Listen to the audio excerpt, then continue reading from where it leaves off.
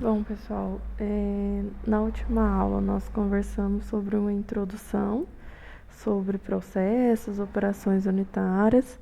Então, basicamente, um processo ele vai ser a transformação de matéria-prima em produtos que a gente necessita. Então, o que a gente precisa entender é que durante o processo a gente vai ter alguma transformação que vai viabilizar transformar essas matérias em produtos. E aí, dentro desses processos, nós temos operações unitárias, que são processos, geralmente, que acontecem em alguma transformação, por meio de mudanças físicas, químicas, que vão trazer essa matéria-prima para a transformação do produto. Aí, hoje, a gente continua falando sobre processos, mas a gente vai falar sobre a classificação deles, como que eles acontecem. Porque a gente tem diversas formas de transformação, e aí cada uma delas vai se encaixar em um processo, que é o que a gente vai falar sobre hoje. E também vou passar um pouco sobre o fluxograma, porque senti que vocês ficaram um pouco na dúvida sobre como fazer um fluxograma, e aí a gente vai falar sobre isso também. Então, os processos clínicos, eles são classificados de acordo com o procedimento de entrada e saída das matérias-primas e do volume que vai ser introduzido nesse processo. Então, basicamente, nós temos o processo em batelada, processos contínuos e os processos semicontínuos, e aí a gente vai especificar cada um deles agora, para a gente saber qual que é a diferença entre eles. O primeiro processo que a gente vai falar é o processo descontínuo, ou então, como ele é mais conhecido, que é o processo por batelada. Então, nesse tipo de processo, o equipamento é carregado com a matéria-prima. A operação ou a conversão ocorre após um tempo determinado, quando então o produto é descarregado. Então, o que acontece na batelada? A gente introduz a matéria-prima e aí ela fica lá nessa operação unitária por um período, e aí ele só vai sair quando tiver ocorrido a transformação. Então, ela é diferente de um processo contínuo que a entrada e a saída ela ocorre simultaneamente. Aqui não. Ela fica um período no processo até que haja a transformação da matéria-prima. Um exemplo que a gente tem é a autoclave. Então, a gente precisa descontaminar um material. O que a gente faz? A gente pega esse material, coloca dentro da autoclave e depois de algum tempo, depois da esterilização, a gente retira. Então, esse é um processo que caracteriza como um processo por batelada. A gente introduz, ele fica lá por um tempo e aí depois, quando o processo acaba, a gente retira, faz a saída do material. Bom, então, continuando no processo de batelada, é um modo de operação em que o equipamento é carregado com toda a sua carga necessária, que é a matéria-prima, e aí então é efetuado o processamento. E aí depois desse processamento, quando já se tem o produto, faz então a remoção dos produtos finais. Então, nesse caso, você vai colocar toda a matéria-prima, vai esperar ter o processamento e vai retirar o produto. E aí, então, começa um novo ciclo, onde se introduz de novo a matéria-prima, faça a transformação e depois tem-se o produto final. E aí, então, não tem uma retirada contínua dos produtos ao longo do tempo do processamento. Em seguida, nós temos os processos contínuos. Então, diferentemente dos processos em batelada, as entradas e as saídas aqui fluem constantemente ao longo do tempo total de processo. Então, aqui, ao mesmo tempo que a gente tem entrada de matéria-prima, a gente tem a saída contínua dos produtos que foram transformados. Então, aqui a gente não precisa parar o processo para fazer a retirada da matéria do produto final. Então, o processo contínuo ele exige uma certa instrumentação do processo que seja mais complexa, que não somente registre, mas também controle as variáveis do processo. Então, como eu preciso ter certeza do que está havendo, de que está havendo sim a transformação de matérias-primas em produtos finais, a gente precisa fazer um controle maior do que aquele que era observado na batelada. Então, é necessário controlar os desvios e corrigi-los rapidamente, porque como o processo ele é contínuo, se eu não detecto rápido esse desvio, eu vou estar passando muita matéria-prima ou produto que está fora da especificação. Controle informatizado do processo, então acompanhamento real. E os custos são altos para as pequenas produções, mas se diluem para grandes produções. Então, ele é mais adequado para aqueles processos de grande produção e os de batelada para aqueles de menor produção. Bom, então, no processo contínuo, as operações contínuas são caracterizadas pela não ocorrência de perturbações. Então, não há uma parada, como lá no batelado. A gente sempre faz paradas para trocar o tipo de material que está dentro do processo. Aqui não, é uma operação contínua. Nesse tipo de operação, o tempo não é uma variável do processo, exceto na etapa final, que é a partida da operação. E por último, nós temos a operação semi-contínua. E aí, nesse modo operacional, o tanque é parcialmente preenchido com reagentes e são colocados reagentes adicionais que vão sendo colocados progressivamente até que a composição desejada ela seja atingida. Então, nesse caso, já não se coloca toda a carga, a gente vai colocando a carga aos poucos até que se chegue ao resultado esperado e aí então começa o processo. Bom, então falando um pouco das vantagens e desvantagens desses processos, em primeiro lugar da batelada, ela tem como vantagens o menor investimento de capital, e isso porque a gente tem a necessidade não tem tanta necessidade de controle e instrumentação. Então, com isso, a gente tem essas operações mais baratas.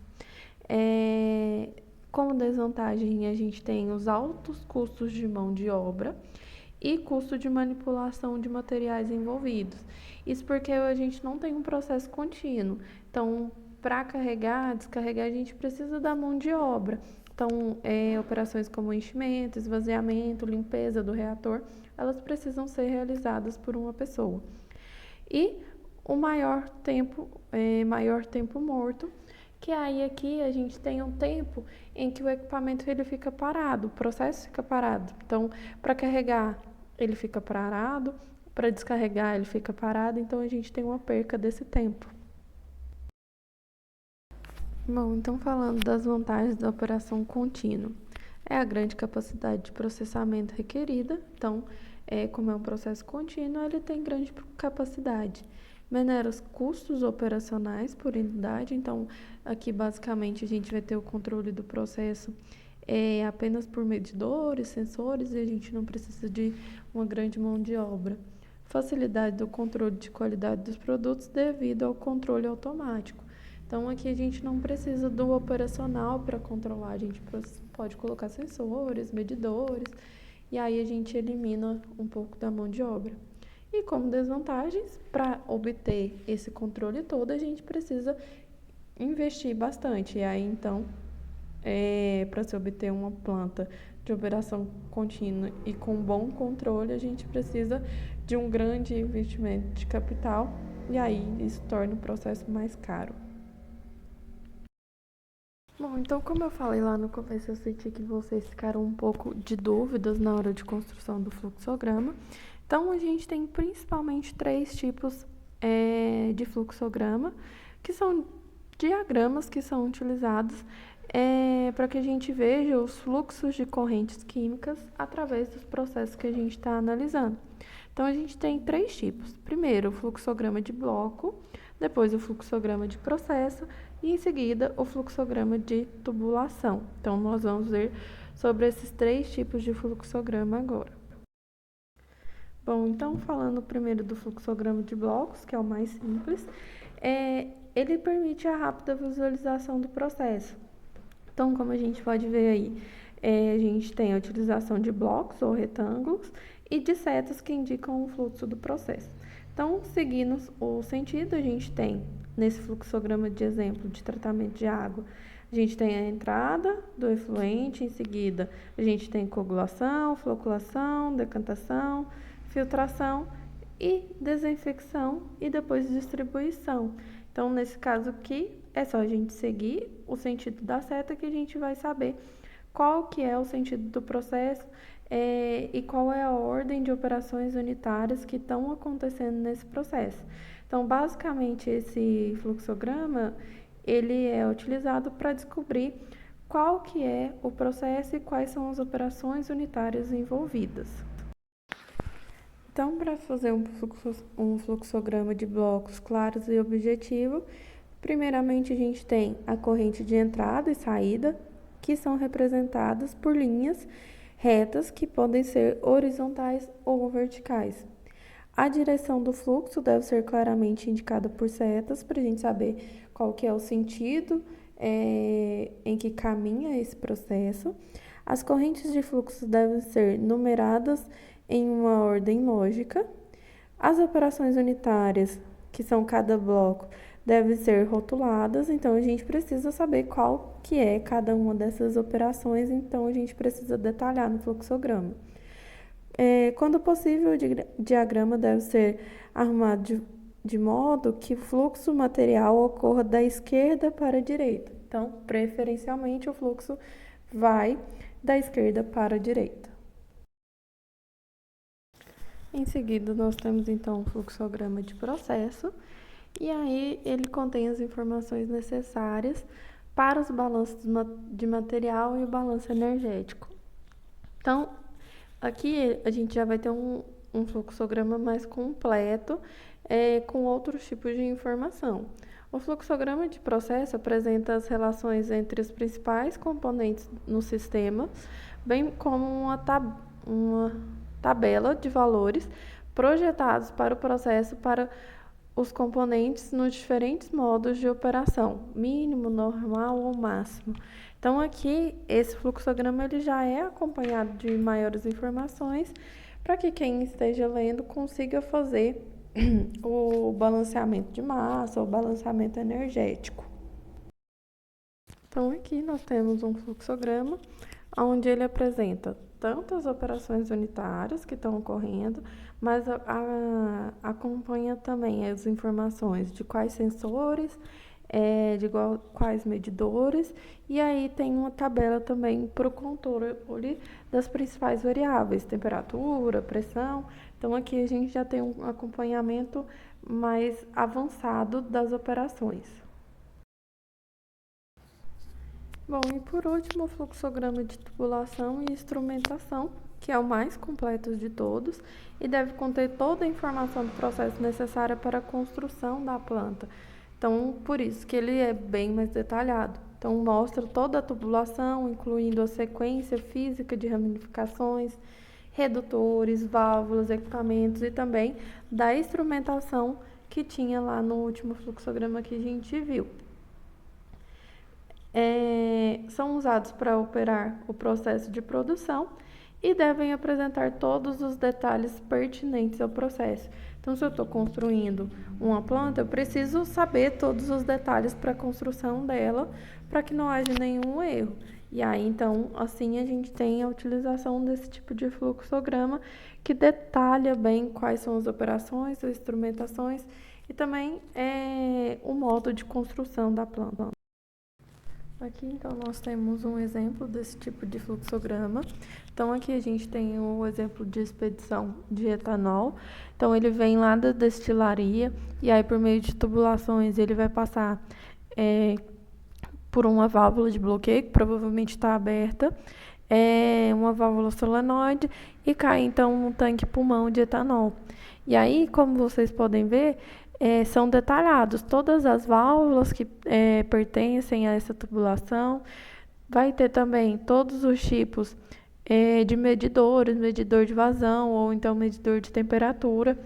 E aí a gente consegue ver essas bolinhas que tem algumas letras dentro. Isso aqui significa alguns instrumentos de controle. Então, vocês já devem ter visto isso em instrumentação.